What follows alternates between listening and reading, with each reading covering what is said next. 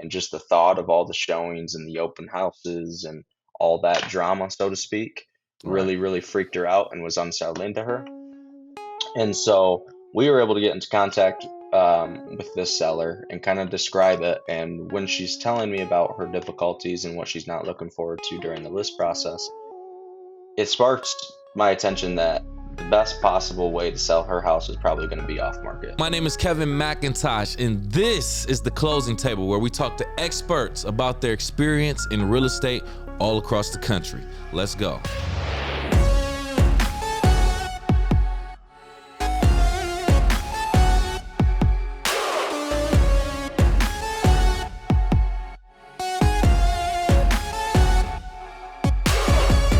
What's going on? How you doing? My name is Kevin C. McIntosh, host of the Closing Table podcast. And on this episode, we have another guest welcoming us to tell us about his experience in his market. We want to welcome Dominic Lee. What's going on, Dominic? What's going on, Kevin? How you doing, man? Hey, man, good. Happy to be here. Another day, another episode. Now we get to, pick your brain and get your knowledge from your experience in market, man. So happy to have you here. So I want to start things off getting straight into it with an icebreaker. For you, I have something called This or That. 2 words and or phrases that are contrary to each other for the most part in real estate, and I just want you to choose one of the 2. You can tell us why you chose it if you want, but other than that, we're just going to see which one, see where your brain is. Are you ready? Absolutely. Let's do it. All right, let's go. First one, new construction or existing property? New construction. Okay. Mortgage or cash? Cash. That was quick. Single family or multifamily? Multifamily. Nice. Well-established neighborhood or up-and-coming area? Up-and-coming area. Last one for you. Curb appeal or interior appeal? Ooh. Interior appeal. Interesting. I love the split on that response for that one. That was a tough one. Yeah, I love that split every now and then. Okay, cool. Interesting. I like to kind of get into the brain, the mindset of our guests and see how you think with those quick ones, man. So appreciate you, Dominic, for starting the game off. We're starting to show off, I should say, with that quick game. So now, if you can, man, take this time to a little bit introduce yourself and tell us who you are outside of real estate. Outside real estate. Okay, I love that one. My name's Dominic Lee, obviously, as you just introduced me. Outside of real estate, I would say first and foremost, I'm a family man. I got a baby boy. He's just turned 1 year old, so that's congratulations, been super fun. man. Yeah, man. I know the feeling. It. Thanks, Kevin. I appreciate that. So that's been really fun, just kind of entering into fatherhood and learning that whole thing and trying to become a good dad and learn how to parent in general. On top of that, I absolutely love real estate. I got into real estate sales not just to become a realtor. Actually, I got into real estate sales for the investment aspect of it.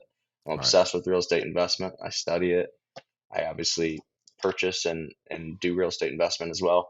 And I also love to help people. Outside of real estate, I do a lot of things just, kind of on my downtime where I like to help people outside of real estate, as in nonprofits, as in helping kids that are in need and things like that. That's a huge part of my life.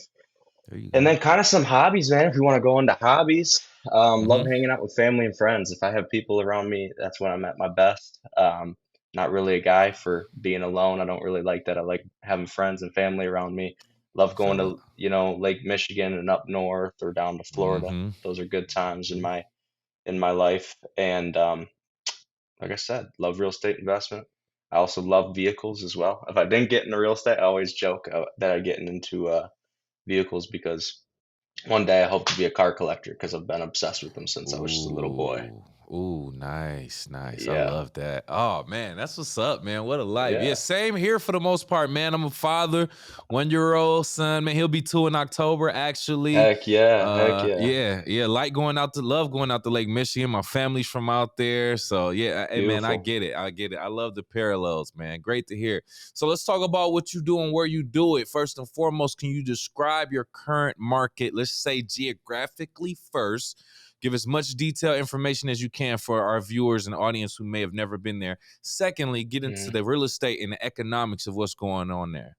Yeah, so obviously I help people buy and sell real estate in the Lansing area. Lansing, Michigan, capital city of Michigan, obviously.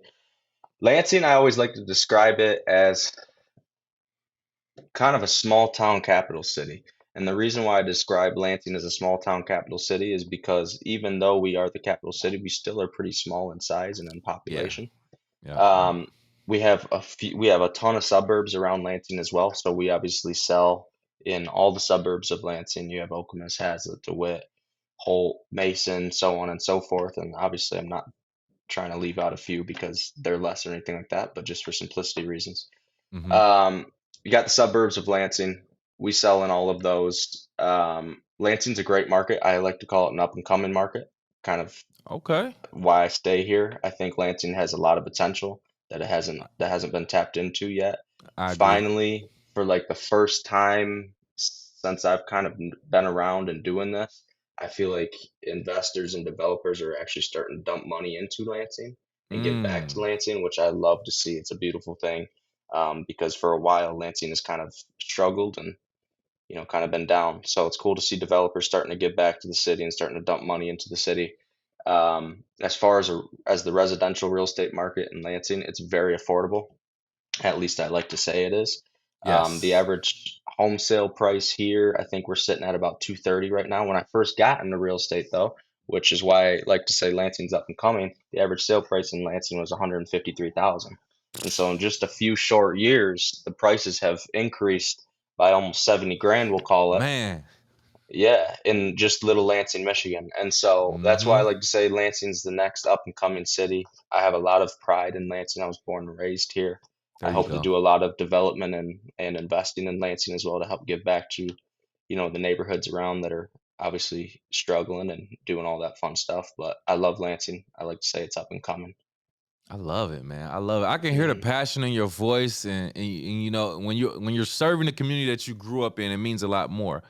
Definitely. First and foremost, as someone who I've been living in the Lansing area for the last 7+ years or so, Yeah. but grew up in the Detroit area, South Haven, born in the Kalamazoo area. Comparing it to those towns, Hmm. relatively speaking, like you said, great home prices, very affordable if you ask me. And that's Yep. the thing with most of these markets, specifically in Michigan. Now that I think about it, like it's underlooked. Like even the Right. Detroit market, like it, Yeah. it it gets scrutinized a lot. But if you're an investor and you're really looking for an opportunity, it's there. Right. You just have to look. But in the what 6-7 years that I've been here, I've noticed a lot more development around Lansing, like Oh a yeah. lot more residential high rises or condos coming up, restaurants anywhere, and Yeah. that Definitely. says a lot, especially coming from the pandemic where a lot of things were shutting down too. So For I sure. love that perspective.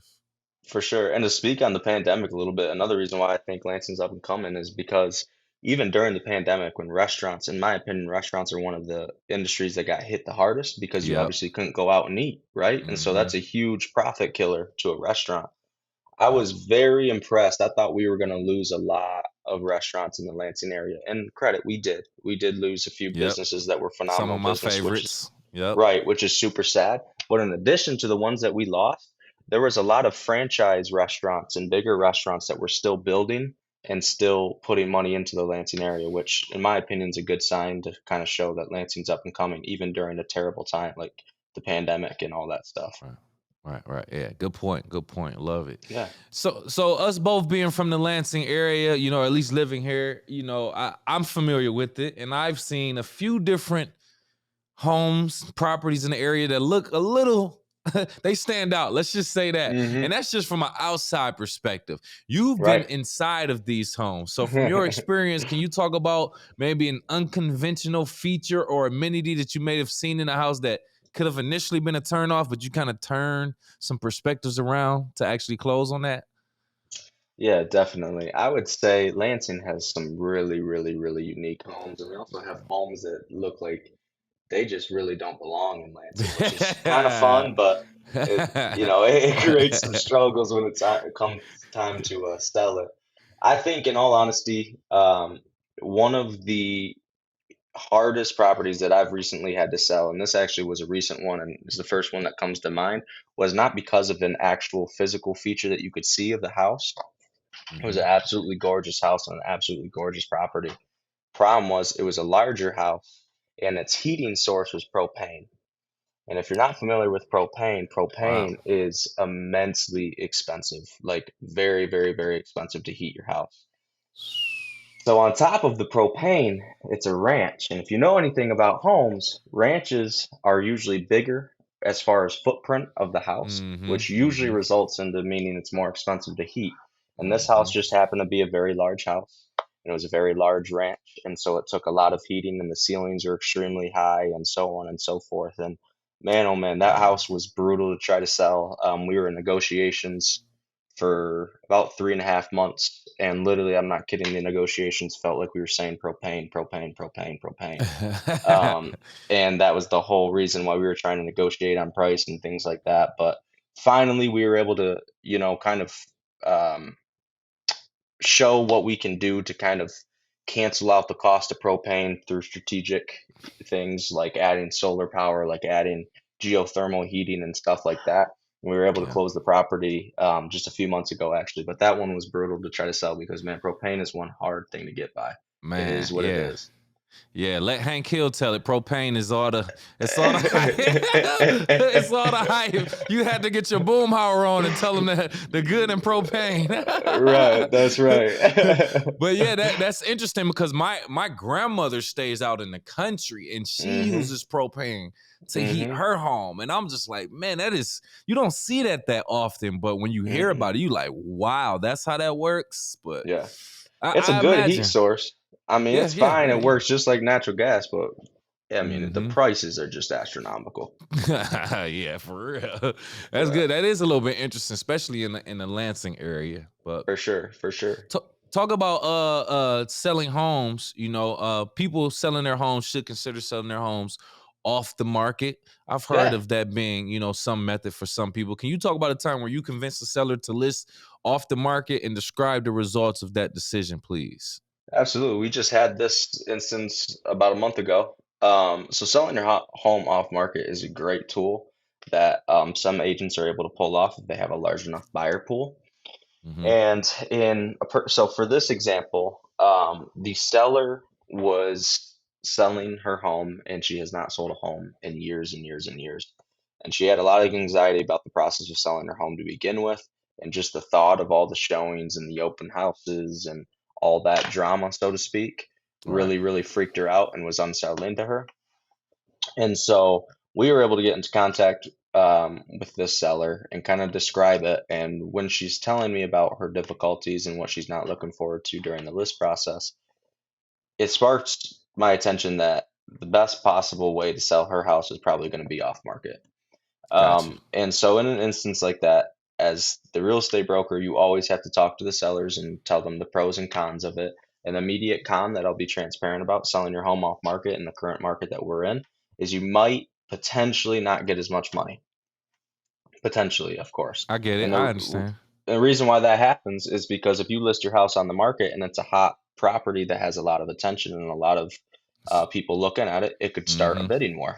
Correct. Selling your home off market, obviously, there's going to be no bidding war because it's going to be a buyer to seller direct link. I'm going to bring the buyer. I'm going to meet with the seller as well. We're going to agree upon price, and then I'm just going to essentially broker the deal. And that's how a Mm-hmm. sale off market goes. The pros of selling your home off market is exactly what I was just alluding to earlier, which is you don't have to deal with showings. You don't have to clean your house before every single showing and every single open house, and it's usually a much, much quicker process. Um, Mm. Selling your home right now can take anywhere from 6 days to a day to 20 Right. days to 25, depending on, the description and location of your home. Um, Selling your home off market is almost immediate. Really? I connect them with the buyer. They agree upon price. We go through inspections. We do all that stuff. On average, selling your home off market is going to save you about 15 days than if you were to sell it on market. And so if Wow. you have a Okay. tight timeline, if you are stressed out about showings and don't want anybody coming through your house during an open house, I would suggest selling your home off market. It's interesting. That's another Hmm. perspective that I don't think we've explored too much here on the closing table. The Right. fact of a client may not want people in and out of their homes. It could be for multiple reasons: social anxiety. It could be Right. medical reasons, or whatever the case Right. may be. I just don't want that. And for that reason, there's other methods such as off market listings. It's very, Yep. very interesting. You actually opened my mind up to some things that I didn't necessarily know about that, and I'm Hmm. assuming you taught our audience too. So great, great. Thanks for sharing that with us, Absolutely, man. Dominic. So photos are very, very essential when it comes to listing a home. Obviously, it's the only visual that a person has if they're not physically at the home. But it's a very big difference between taking pictures on your iPhone 15, 14, whatever is the latest one, and then taking pictures professionally with the Oh yeah. DSLR. You know what I mean? So let's talk about when you've made the decision to use professional photos and talk Hmm. about the actual impact that you've noticed in the change. Yeah. So in all honesty, when I first got into the real estate industry, I was baffled. I was with a brokerage that many of the agents there were very experienced and very traditional. And what I mean by Mm-hmm. traditional, they just been in the business for so long, and they knew what they were doing, and they weren't. Nobody was going to tell them any different. Yep. Um, when I joined that brokerage at a young age and I was preparing for my first listing, I very quickly realized that none of them really use professional photography, and I didn't know why because I knew the photos that they were putting out there were absolutely terrible. They were on their phones or they were on, their own little camera, and I'm not throwing shade at anybody. It I is what get it it. is. That's how it used Mm-hmm. to be, right? I would have done the same thing. But so I very quickly grasped on to the professional photos. I was like, hey, look at these companies. Their photos look immaculate. It looks like it belongs on Mm-hmm. HGTV.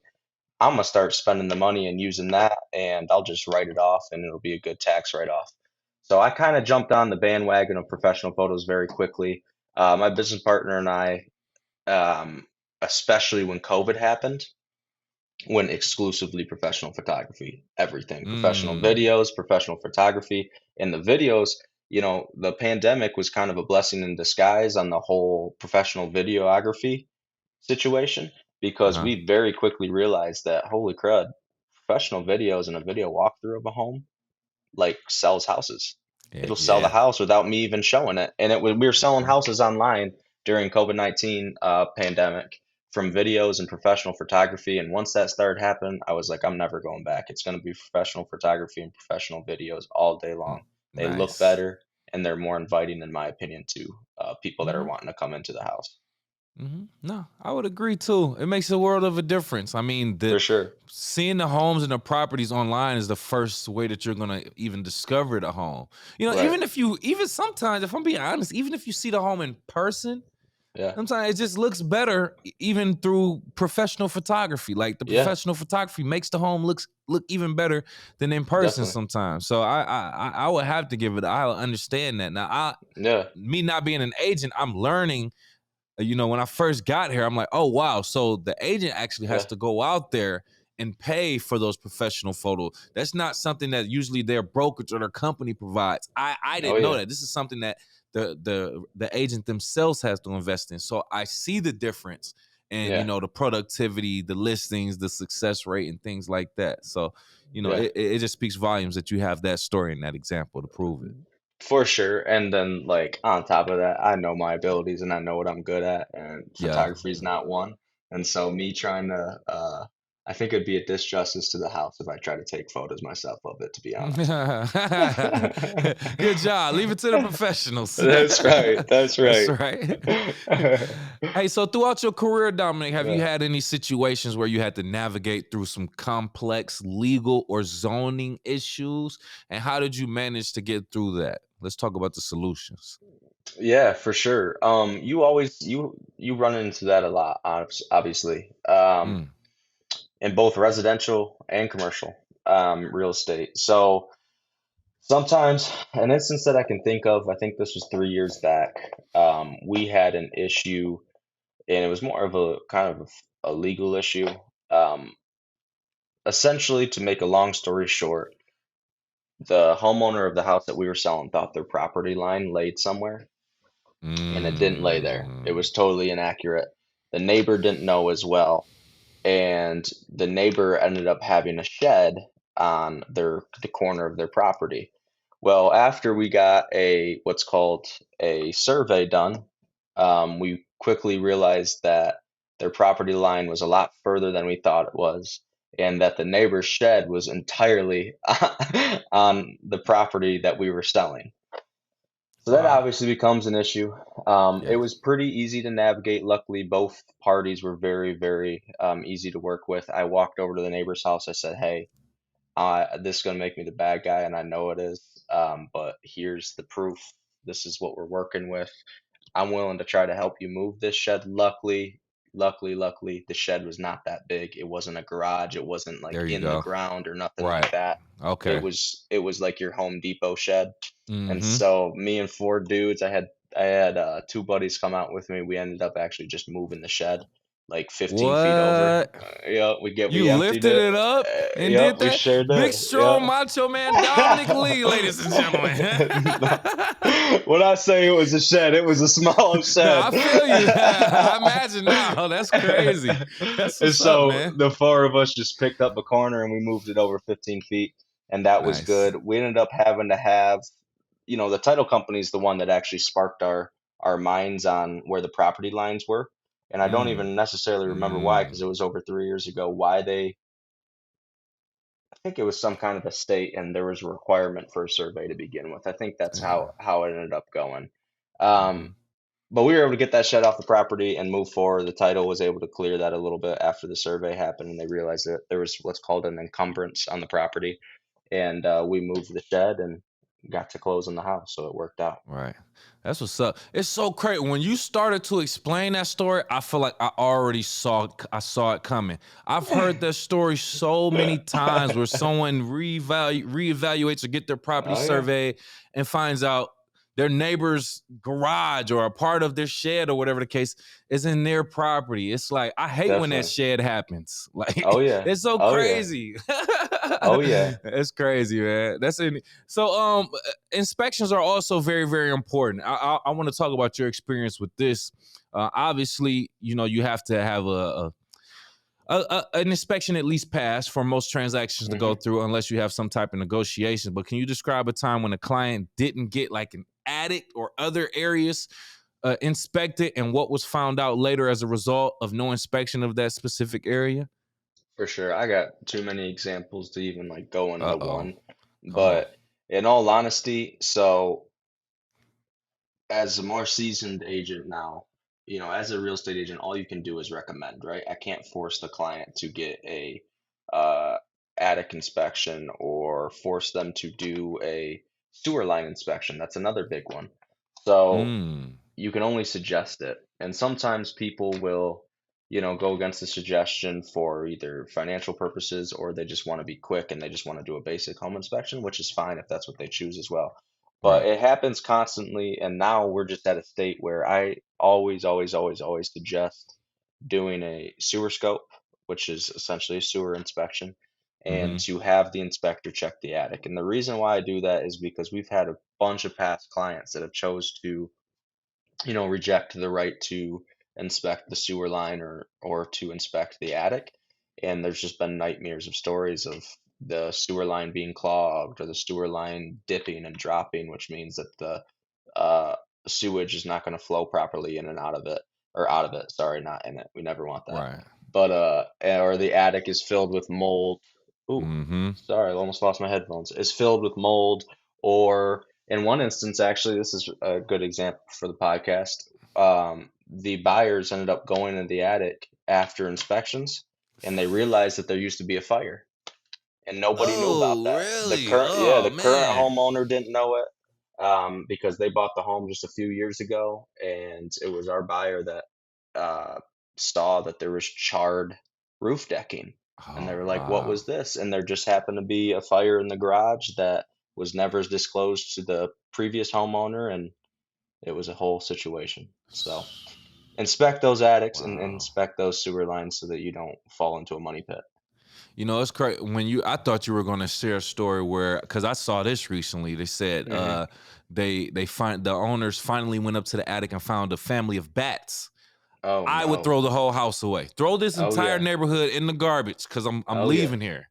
Oh Like I yeah. would be, man, that's done for me. But I mean that's important. And I got a couple questions to ask about that with that Hmm. being said. So it's usually in most cases a monetary reason that a Hmm. lot of people don't necessarily want to get these inspections, or is it, I'm assuming maybe it's both, obviously. They feel like a buyer would feel like getting so many inspections could be a turn off for a seller. Hmm. Is Both. that the case? Yeah, both. Okay. And I wish it wasn't the case, to be Right, honest right. with you. But in our current market situation right now, it is so competitive with buyers that they're trying just about anything to try to get some Mhm. leverage and to try to, get a step up on the other buyers while they're competing for their house that they love. Yeah.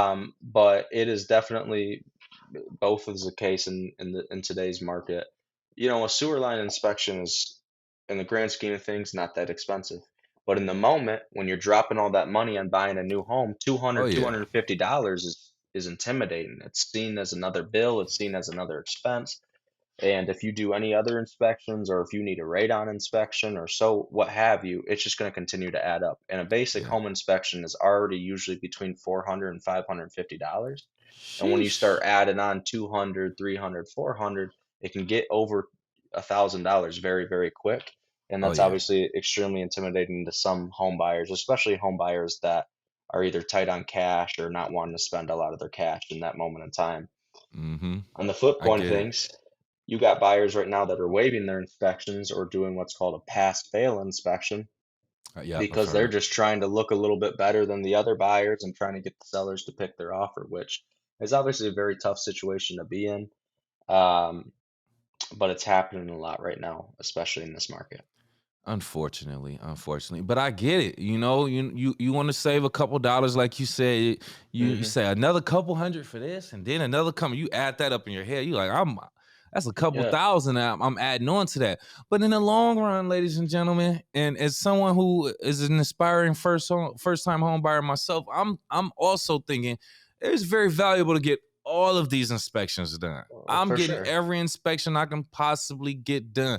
$200, yeah, relatively speaking, it can be expensive.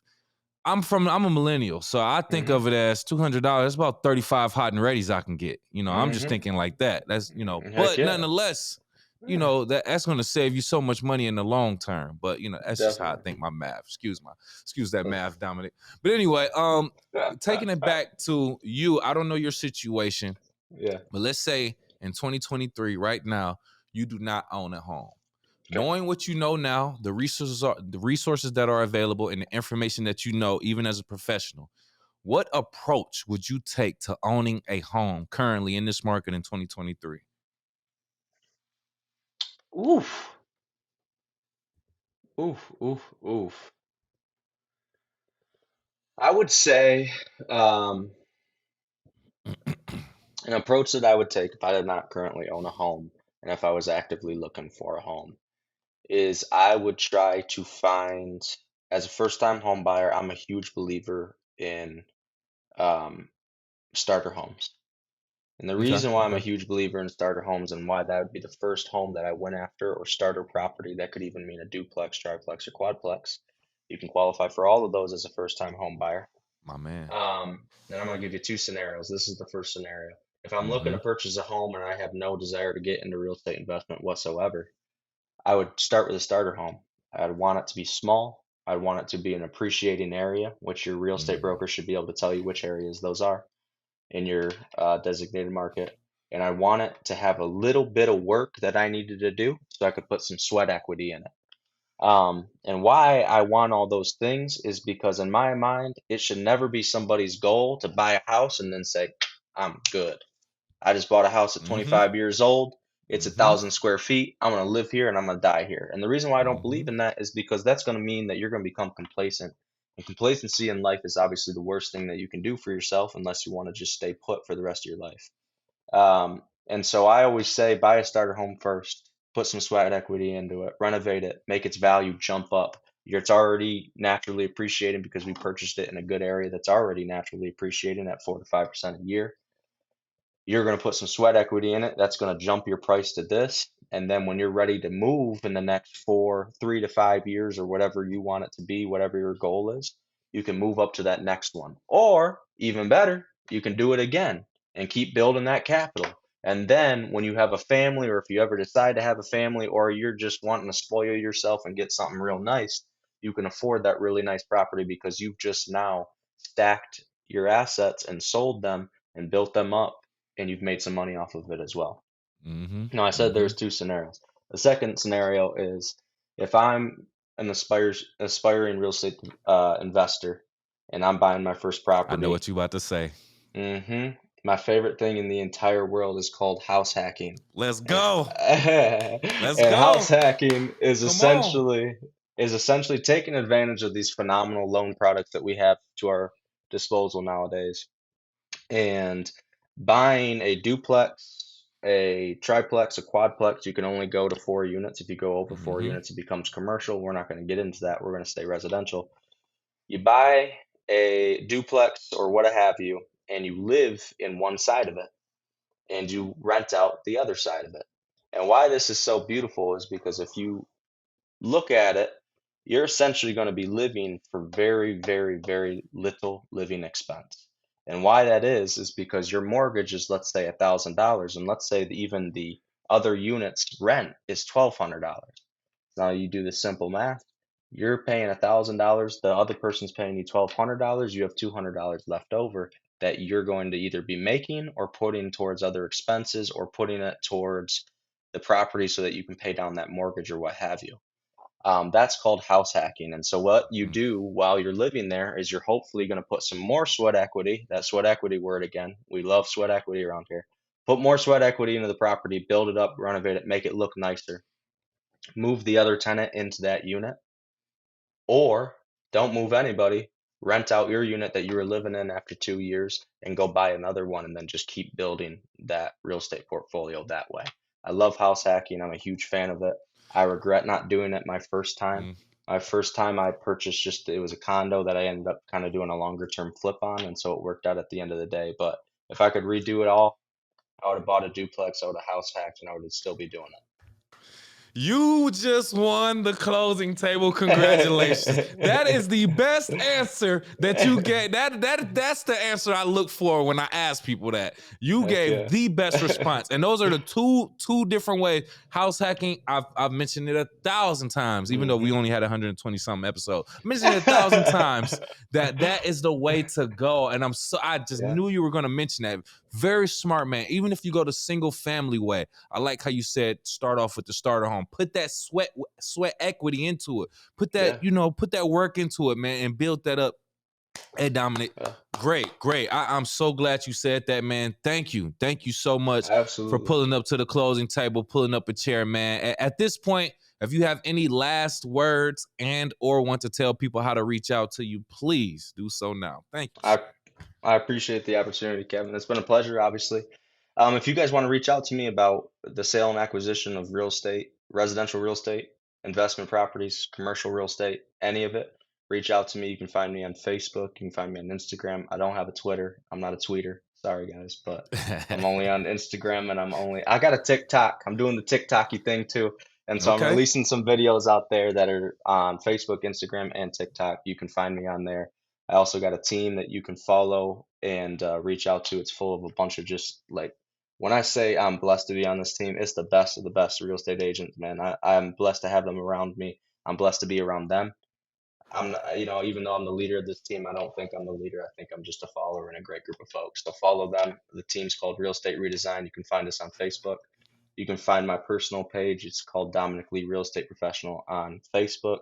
And then my Instagram is just Dominic Lee. So you can find either of those.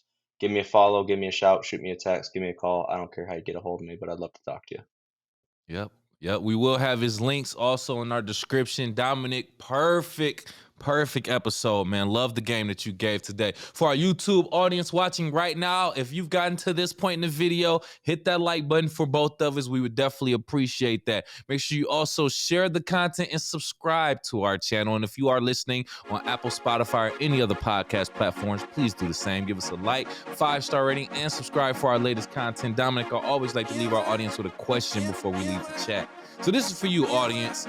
Have you visited a home based on the pictures only to find out it's not as visually pleasing as you thought? Describe the disconnect between the pictures and the real property in the comments below. Besides that, we will talk to you next time.